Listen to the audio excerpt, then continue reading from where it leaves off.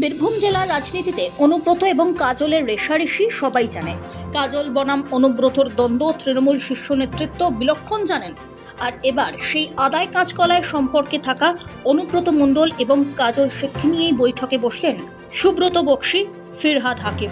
এসেছিলেন দলের 21শে জুলাই প্রস্তুতি কমিটির বৈঠকে যোগ দিতে। তবে কে জানতো সেখানে চমক অপেক্ষা করে আছে বীরভূমের তৃণমূল নেতা অনুব্রত মণ্ডল এবং কাজল শেখের জন্য। শনিবার কাজল শেখ আগেই পৌঁছে গিয়েছিলেন 21শে জুলাইয়ের বৈঠকে।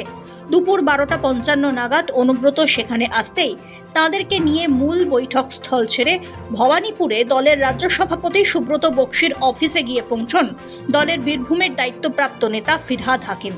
তারপরে বীরভূমের দুই নেতাকে নিয়ে শুরু হয় রুদ্ধতার বৈঠক। ওই বৈঠকে বক্সী এবং ফিরহাদের পাশাপাশি ছিলেন আশিস বন্দ্যোপাধ্যায় এবং অরূপ বিশ্বাসও। জেলা রাজনীতিতে অনুব্রত এবং কাজলের রেষারেষি সর্বজন বিদিত। স্বভাবতই তাদেরকে নিয়ে বক্সী ফিরহাদের এই বৈঠক আলাদা করে কৌতূহল সৃষ্টি করছে দলের অন্যান্য নেতাকর্মীদের মধ্যে। বছর ঘুরলেই রাজ্যে বিধানসভা নির্বাচন, আর তার আগে জেলায় দলের গোষ্ঠীদ্বন্দ্বে রাশ টানতে ফিরহাদের এই বৈঠক বলে মনে করা হচ্ছে। সূত্রের খবর, বক্সী ফিরহাদরা কেষ্ট কাজলের উদ্দেশ্যে বলেন, সামনে ভোট, তাই একসঙ্গে মিলেমিশে কাজ করতে হবে। প্রকাশ্যে একে অপরের বিরুদ্ধে মন্তব্য করা যাবে না।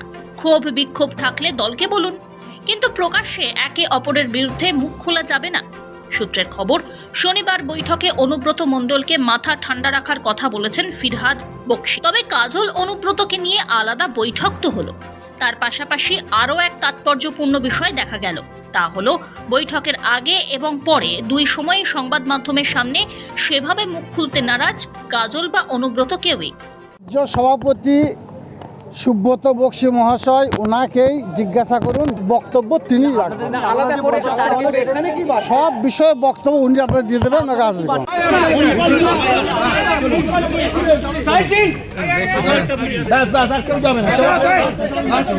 কদিন আগে পর্যন্ত তিনি মুখ খোলা মানে বিতর্ক অবধারিত এবং ক্ষেত্র বিশেষে প্রশ্নের আগেই উত্তর আসত, মানে নিজে এগিয়ে এসে মিডিয়াকে বলতেন, বলুন কি জানতে চান।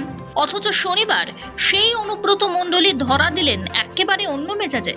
তথৈবচ হাল তাঁর জেলার সহকর্মী কাজল শেখেরও। শত প্রশ্নেও রা কাটেননি তারা। শনিবার 21শে জুলাই নিয়ে বৈঠকের আগে অনুব্রত কাজলকে নিয়ে আলাদা করে বৈঠক করেন সুব্রত বক্সী, ফিরহাদ হাকিমরা। আর যা নিয়ে আগে থেকেই দলের অন্যান্য নেতা কর্মীদের মধ্যে কৌতূহল সৃষ্টি হয়। বৈঠক শেষে সেই কৌতূহল আরও বাড়িয়ে দিলেন কেষ্ট কাজল দুজনেই। এদিকে 21শে জুলাইয়ের প্রস্তুতি বৈঠক শেষে সাংবাদিক বৈঠক থেকে তৃণমূল নেতা সুদীপ বন্দ্যোপাধ্যায় জানান, কোনো দ্বন্দ্ব নেই।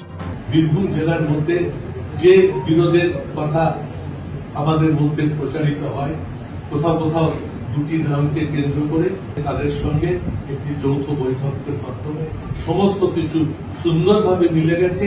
বীরভূম থেকে আমাদের রেকর্ড সংখ্যক মানুষ এবার যৌথভাবে এই সমাবেশে যোগ দিতে আসে। কিছুদিন আগে বীরভূমের আইসিকে গালিগালাজ, হুমকি এবং তার মা এবং স্ত্রীর উদ্দেশ্যে কদর্য ভাষা ব্যবহার করার অভিযোগ উঠেছিল কেষ্ট মণ্ডলের বিরুদ্ধে।